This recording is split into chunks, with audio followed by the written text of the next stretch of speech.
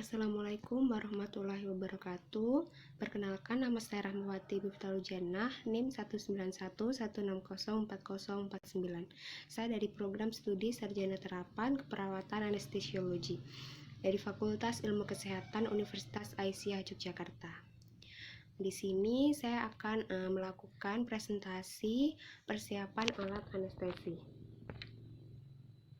Untuk persiapan pre-anestesi itu dibagi menjadi 3, yaitu persiapan pasien di ruangan, persiapan alat-alat dan obat-obatan, dan persiapan pasien di ruang operasi.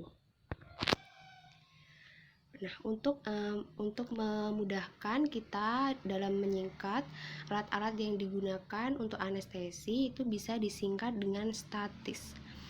S yaitu scope, T yaitu tube, A airway, T adalah tap, I adalah introducer, dan C adalah konektor, sedangkan S adalah suction.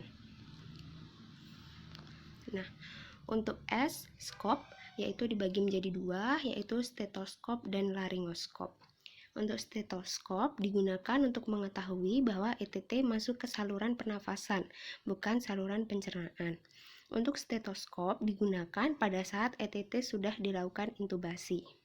Nah, untuk laringoskop adalah alat berbentuk seperti huruf L yang biasa digunakan untuk melihat pita glotis dan pita vokal ketika akan dilakukan intubasi terhadap pasien.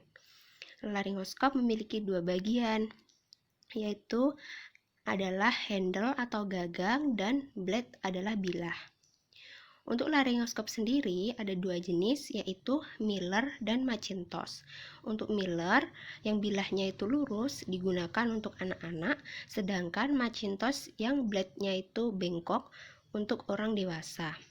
Untuk pengukuran laringoskop sendiri itu dimulai dari bawah telinga sampai dagu dan disesuaikan dengan ukuran pasien. Nah, untuk T, tube itu ada 2, yaitu ada ETT dan LMA. Untuk ETT, endotracheal tube, itu digunakan untuk membantu pernafasan pasien selama dilakukan intubasi atau selama pasien dilakukan anestesi, dan atau selama pasien dengan penggunaan ventilator. Tube ETT itu terdiri dari 2 jenis, yaitu kinkin dan non-kinkin. Untuk ETT kinking tidak terdapat besi, sedangkan untuk non-kinking itu terdapat besi.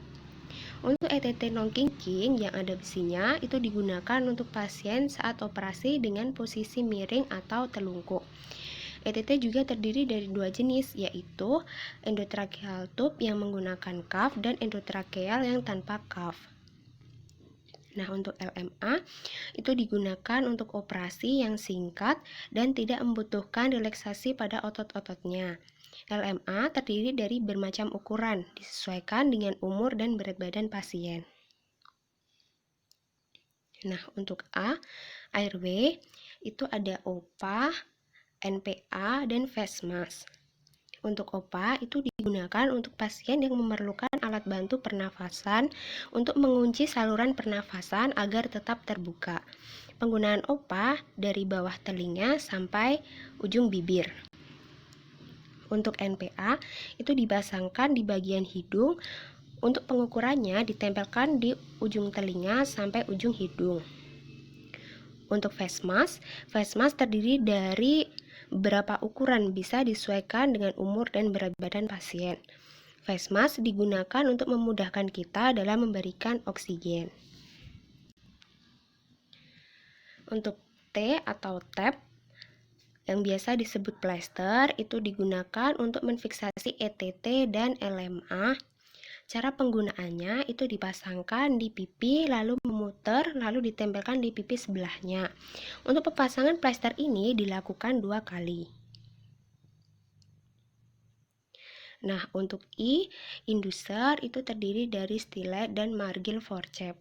Untuk stilet digunakan untuk membantu memasukkan ETT agar mudah dimasukkan.